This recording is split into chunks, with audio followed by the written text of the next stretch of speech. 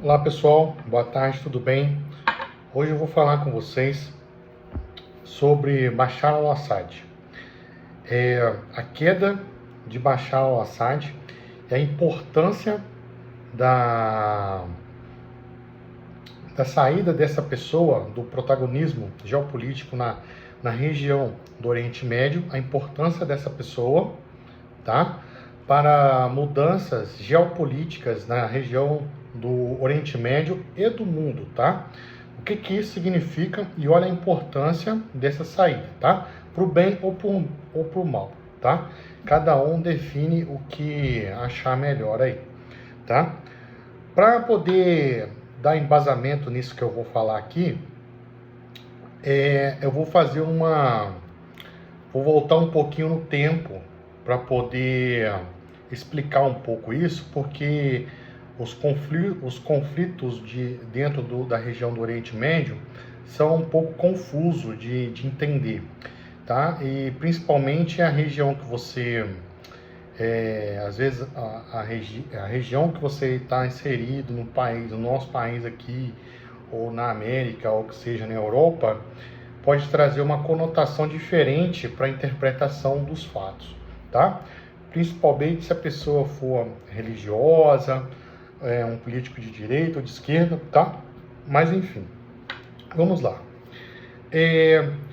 A primeira coisa que eu quero falar sobre isso é o eixo, tá? A aliança como se fosse uma aliança entre a Síria, que é representada pelo Bashar al-Assad, pelo Hezbollah, tá? No Líbano, e o Irã, tá? Os ayatolás do Irã, beleza? Essas três instituições, vou falar três instituições porque o Hezbollah ele não é um país, tá? Ele é um grupo armado do Líbano, que é financiado pelo Irã e também pela Síria e por outros envolvidos ali. Enfim, esses três grupos representam uma resistência teoricamente imperialista, algo do tipo no Oriente Médio, tá? Então, essas três instituições, teoricamente, elas lutam contra o avanço do Ocidente para dentro do Oriente Médio, tá? Do Ocidente e de Israel. Israel, para eles, representa, entendeu? A influência de Israel, para eles, representa uma influência ocidental dentro do Oriente Médio, tá? E esses três pilares ali, esses três países, vou chamar de três países, tá? Para quem está entendendo no contexto ali, mas levando em consideração que o Hezbollah não é um país, o Líbano sim, tá? Enfim, para eles, para o entendimento deles, esses três pilares, esses três países, tá? Ou três instituições, elas representam um eixo, uma aliança que segura como se fosse uma barreira, tá? Contra a influência do Ocidente no Oriente Médio, tá? Tá, esse é o ponto, o entendimento deles. Como que se chegou a isso, tá? Vamos voltar um pouco mais no tempo, tá? No fim dos anos 70 e início dos anos 90, tá? 1979, tá? Para ser mais exato, na época da Revolução Islâmica, naquela região, tá? O Irã, ele era comandado pelo Shah do Irã, tá? Que era um outro tipo de governo, tá? Era uma outra ditadura. Então, o regime do Shah do Irã, ele é derrubado e entra o regime dos ayatolás no Irã. Os ayatolás, tá? Quem não sabe o que é ayatolá, tá? Ayatolá é como se fosse um califa islâmico, porém de uma outra corrente filosófica e de fé do Islã, tá? Que é a fé xiita, tá? Então, para vocês entenderem mais ou menos por exemplo, a corrente sunita do Islã, você tem um líder e essa corrente filosófica e de fé do Islã, chamado sunita, ela tem um líder, e esse líder é chamado de califa, tá? Não me lembro muito bem, mas parece que o califa é escolhido pelo Conselho dos Sábios Islâmicos. Isso é de tempos em tempos, tá? Agora, os ayatolás é uma corrente xiita e essa troca de líderes é feita de geração em geração, tá? Que é parecido com o que era no início da fé islâmica após a morte do profeta Muhammad, para quem é muçulmano, tá? Porque quando o profeta Muhammad morre, tá? Já se inicia ali uma luta para quem ia comandar a nação islâmica naquele momento, tá? Isso aí é mais de 1000 anos atrás, tá? E existiam duas correntes de pensamento naquele início, que uma corrente acreditava que o líder deveria ser uma pessoa mais sábia ali, né? Que deu origem à corrente xiita do Islã, né? Eles entraram no conselho e de que um dos amigos, eu acho, do profeta, não me lembro muito bem, tem muito tempo que eu estudei sobre isso, né? Que deveria ser o líder. E a outra corrente xiita acreditava que o líder deveria ser alguém da família do profeta, né? Que no caso seria Ali, um sobrinho do profeta, tá? E no outro caso seria o Abu Dhabi, eu acho, tá? Que era um dos amigos mais próximos, tá? Mas ele não era um descendente direto do profeta, mas segundo alguns da nação islâmica acreditava que ele deveria ser o líder. Então, naquele momento surgiu uma cisão dentro da nação islâmica e da fé islâmica, tá? Então, para vocês entenderem mais ou menos. Porém, além dessas duas vertentes do Islã, existem muitas outras e muitas mesmo, tá? Existem bastantes, tá? A fé islâmica ela é muito grande, tá? Muito grande mesmo. Então, é a maior fé do mundo, tá? Tem mais pessoas adeptos do Islã no mundo, tá?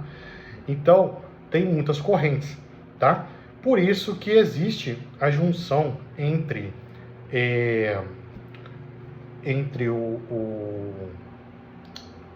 o Assad e por isso que algumas pessoas confundem às vezes, porque o Assad, ele é sunita, mas ele é de uma corrente sunita bem diferente, entendeu? É como se fosse uma seita pequena dentro da fé sunita, tá? E não das principais correntes da fé sunita, tá? Reconhecidas, tá? Da Arábia Saudita e tudo mais, tá? Por isso que existe, tá? Essa união entre o Assad e o Irã. Enfim, voltando ao assunto, tá? Lá nos anos 80, houve uma guerra Irã e Iraque. Essa guerra Irã-Iraque, tá? Teoricamente, o Iraque representava, tá? Esse avanço dos interesses ocidentais dentro do Oriente Médio. Então, a Síria, entendeu? A Síria se uniu ao Irã, que agora era comandado pelo regime dos ayatolás, tá? Nesse momento, tá? A Síria já era, o Irã já era comandado pelo regime dos ayatolás, tá? E a Síria, comandada pelo regime Assad, que na época não era o mesmo Assad de hoje, que foi expulso do país, era o pai dele, eu acho, entendeu? Mas já era um Assad. Então, o pai, no caso,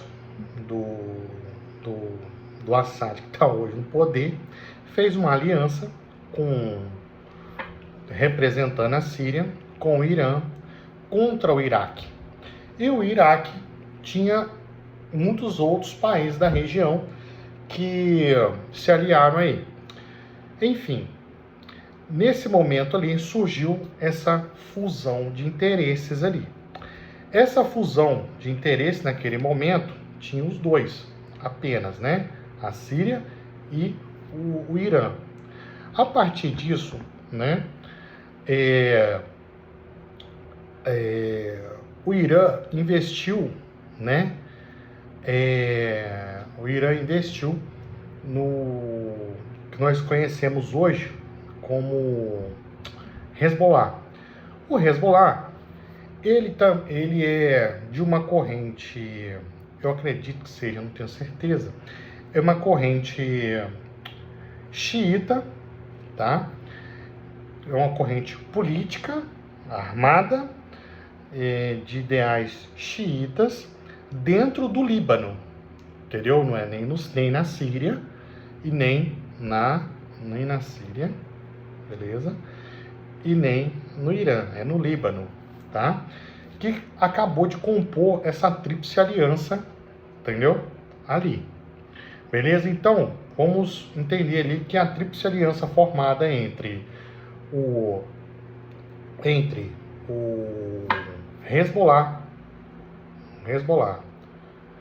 a Síria, né? Quando eu falo Líbano, né? É o Hezbollah. O Hezbollah aí não representa o Líbano, tá? O Hezbollah é um grupo do Líbano, entendeu? Que faz parte dessa coalizão, certo? Quando eu falo Síria, não é exatamente a Síria, porque a Síria também tem suas várias facções, então eu falo o regime, né? O regime Assad. O regime Assad compõe essa aliança. E a terceira peça desse xadrez é o Irã, entendeu? Mais recentemente agora, entendeu? Essa coalizão foi aumentada com o Hamas e com os Houthis, tá? Que tem outras origens ali, entendeu? Eles todos ali, entendeu? O interesse comum deles ali é formar uma coalizão, tá? Que inibe a entrada a entrada dos interesses do Ocidente naquela região. Tá, vamos complicar mais um pouco ainda. Para complicar um pouco mais, o Irã, a Síria e o Líbano receberam forças ainda externas da Rússia, tá? A Rússia montou bases, né? A Rússia, né, liderada pelo Putin, tá? Num acordo com o Assad, filho já, o Assad filho, que é esse que foi expulso do país, montou suas bases dentro da Síria para poder, entendeu, ajudar a conter, teoricamente, o avanço do Ocidente, tá? Vamos lá. Tem algumas pessoas entendem como interesses do Ocidente no Oriente Médio e uma outra parte entende como interesses imperialistas americanos lá. Por quê? Tem pessoas que são mais capitalistas, tudo mais, mas entendem a presença de Israel e dos Estados Unidos como uma presença, sabe? As pessoas capitalistas entendem, as pessoas socialistas e tudo mais, entendem aquilo ali um avanço de um teórico capitalista imperialista. É uma maneira de jogar essas pessoas na guerra, tá? E os outros fundamentalistas religiosos, eles entendem que Israel e Estados Unidos, entendeu? A aproximação e a presença desse país no Oriente Médio representa, entendeu? Independente do dinheiro de ser comunista ou socialista, os interesses ocidentais dentro do Oriente Médio. Para a Rússia, esse conflito ele é interessante, por isso que ela colocou as bases lá, tá? As bases lá. Por quê? Para a Rússia é interessante conter o avanço dos Estados Unidos, entendeu? Representado por Israel e outras milícias armadas ali, de interesse, né? Porque os Estados Unidos, ele avança os interesses capitalistas e do Ocidente para dentro do Oriente Médio através de Israel, né? E a Rússia faz a mesma coisa através da Síria e do Irã, né? Porém, aconteceu uma coisa agora um pouco mais complicada. A guerra da Ucrânia fez com que o Vladimir Putin concentrasse suas tropas, entendeu? Nas fronteiras com a Ucrânia. E as fronteiras russas, entendeu? Principalmente agora no inverno, são fronteiras extensas, difíceis de controlar, com um número de baixas muito alto, né? Tendo a Ucrânia a ajuda, né, do Ocidente, tendo a ajuda da OTAN, ainda que indiretamente. É óbvio que a Ucrânia está tendo a ajuda da OTAN de maneira indireta, né? Ela não é um membro da OTAN, mas ela está tendo a ajuda do Ocidente, dos Estados Unidos, né? Seja, né, de mercenários, por aí vai, né? Conseguiu estender esse conflito em que a Rússia achava que ia ser mais rápido, tá? Então, fez com que a Rússia mobilizasse muitas tropas para sua região. É uma guerra que custa muito dinheiro, porque é uma guerra que não envolve armas pesadas demais e armas de destruição em massa, né? Então não dá para encerrar a guerra rápido.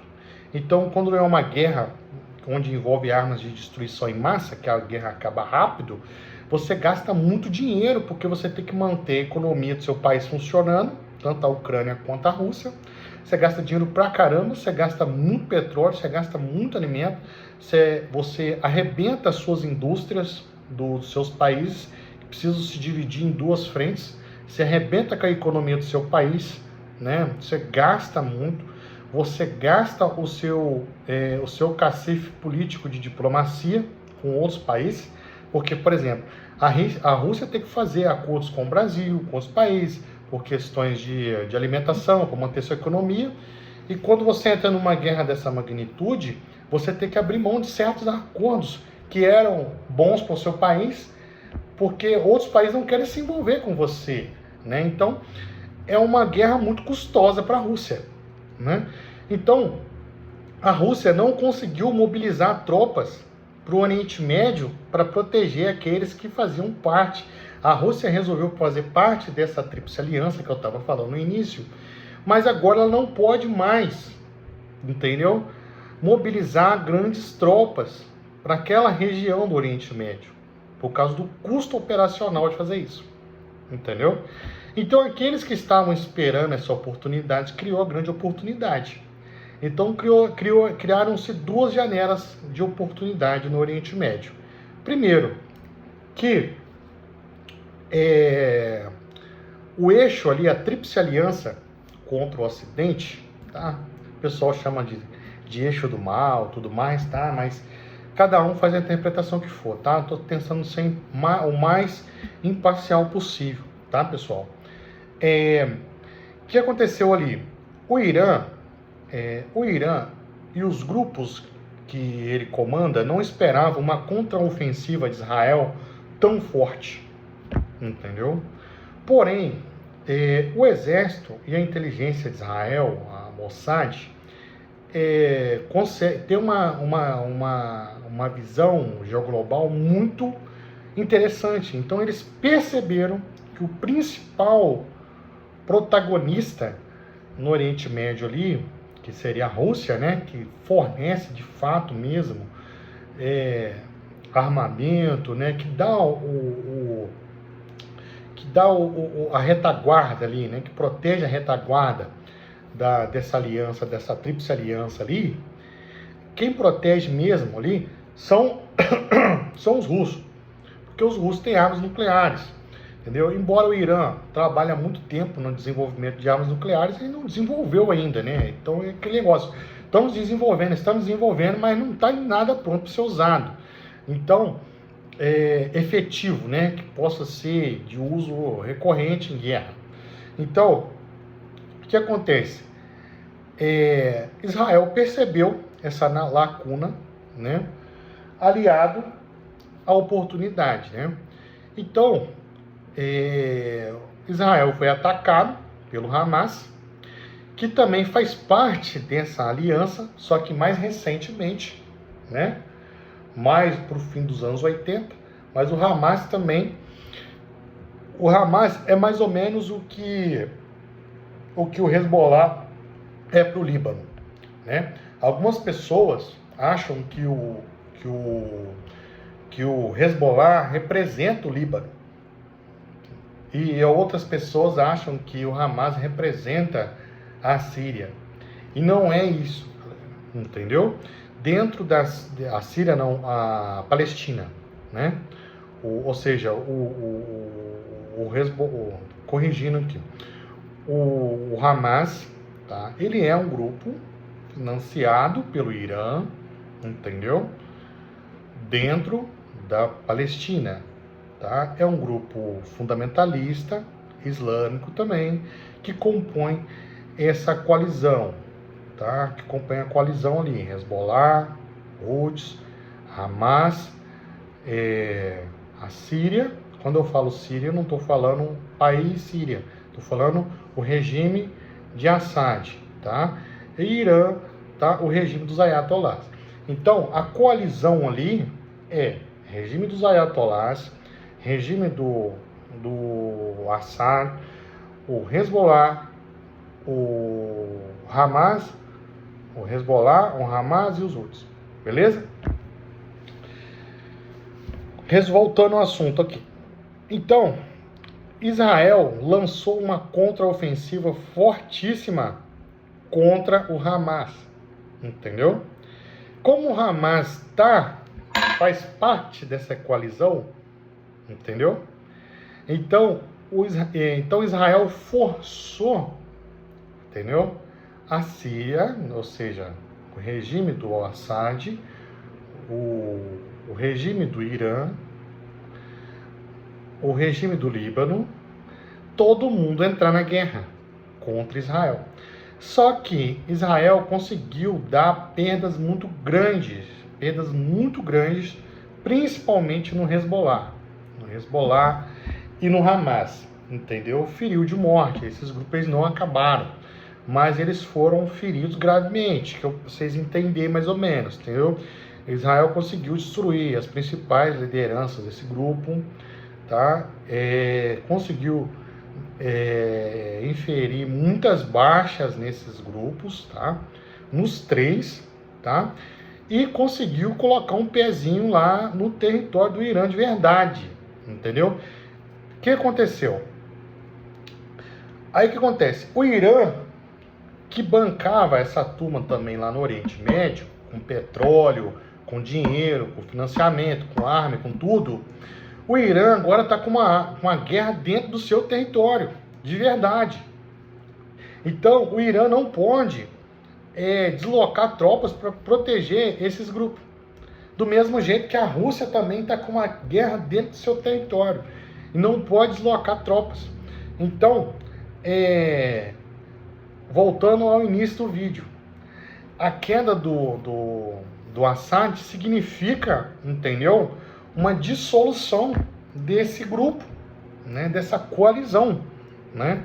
Então, é uma coisa assim que vai interferir significativamente no cenário geopolítico mundial. Por quê? Do mesmo jeito que a Rússia e o Irã faz no Oriente Médio, eles também fazem em países da África, em países da América Latina e da Europa. Europa menos, tá? Mais na Ásia. Mas na América Latina, muito. Por exemplo, Nicolás Maduro, ele faz as merdas que ele faz na América Latina porque ele tem as costas quentes do Irã e da Rússia por trás dele. Senão ele não faria o que ele faria. E ele só não é atacado porque ele tem essa peça no jogo a favor dele, certo? Então, o Nicolás Maduro, Daniel Ortega, outros líderes na América Latina, outros líderes também, sabe, no Sudão do Sul, na África, no Sudão, outros países lá. Esses ditadores, eles estão tão expostos quanto o Assad. Eles estão expostos. Porque se alguém atacar e tentar derrubar o regime deles agora, eles vão cair, porque eles não podem mais usar a cartinha deles de Rússia e do Irã. Porque não se sabe quanto que o Irã está disponível para poder se manter numa guerra contra Israel. Uma coisa é você se manter numa guerra contra Israel quando Israel está em várias frentes, entendeu? Porque Israel estava em várias frentes, certo? Estava na Síria, no Líbano, né? No próprio Irã, na Palestina, na faixa de Gaza, na porra toda, né? Agora, Israel derrubou os principais, porque o problema de Israel não é combater uma guerra fora do seu campo de batalha. O problema são aquelas pequenas milícias que conseguem entrar dentro do seu país e causar risco aos seus civis, né? Que é igual o Hamas, por exemplo. O Hamas era o pior inimigo de Israel, porque são milícias pequenas que são muito parecidas com a população local e conseguem entrar dentro do país, né, e capturar civis, né? Agora, então combater esse tipo de inimigo é muito mais difícil, né? É o mesmo que acontece no Rio de Janeiro, por exemplo, né, em que você precisa combater um criminoso armado dentro da comunidade, sendo que o criminoso armado ele faz parte da comunidade. Como que você entra naquele local, né, se você não consegue distinguir o civil do soldado? Então, você tem que recuar, porque se você avançar suas tropas para dentro da comunidade, você vai matar muitos civis ali. Então, é o que mais ou menos que acontece. Então, se Israel avança suas tropas para dentro da faixa de Gaza, na direção do Hamas, o Hamas se infiltra para dentro da população, para dentro da população palestina, e você não consegue distinguir quem são eles. E se você andar mais, você mata civil. E se você não fizer nada, o Hamas avança para dentro do seu território, que também é parecido com os civis, e você não consegue distinguir dentro dos seus próprios civis, né, quem eles são. Então eles matam quem ele quiser e leva como em cárcere quem eles querem. Então é um grupo mais difícil a ser combatido. Mas a partir do momento que esse grupo sai da linha ali, ou seja, esse grupo ele tomou muita pancada ali. Então ele precisa dar um passo atrás para se recompor. Agora, para Israel combater um inimigo que está fora, extraterritorial, aí ele tem uma chancela maior. Então, nesse cenário, Israel se torna muito forte, né, para combater. Entende? Então, o Irã está confinado a proteger seu território lá. Então, esses ditadores, os principais ditadores da América Latina, regimes, por exemplo, como Cuba, o regime de Nicolás Maduro, sabe? Eles estão expostos nesse momento. Então, a queda do Assad significa uma mudança geoglobal no mundo, entendeu? E ninguém sabe quanto tempo vai durar essa guerra da Rússia com a Ucrânia e essa guerra do Irã com Israel. Ainda que seja uma guerra por procuração ainda, né? Porque os ataques direto mesmo entre o Irã e Israel, sabe, foram poucos ainda. É como se fosse uma guerra de procuração entre a Rússia e os Estados Unidos. Não tem um ataque direto dos Estados Unidos na Rússia, né? E também não tem um ataque direto da Rússia aos Estados Unidos. Mas a gente sabe o quanto que a Rússia e os Estados Unidos gastam, entendeu? Nessa guerra por procuração entre eles, né? E é o mesmo com Israel e Irã, sabe? Eles gastam muito dinheiro numa guerra indireta. E agora chegou uma guerra, por menor que seja, direta entre eles. Então, é isso que eu quero dizer. Eu acredito, né, que vai acontecer sim uma mudança geoglobal, né? E a queda do Assad na Síria significa uma mudança de paradigma geoglobal, tá? Pessoal, eu acredito que esse vídeo tenha ajudado vocês aí. Espero que vocês comentem aí, que tenham gostado do vídeo. Beleza? Se vocês não concordaram com alguma coisa, pode comentar aí. Não tem um problema de ego, tá? A gente está aí para aprender. Mas é isso aí. Abraço.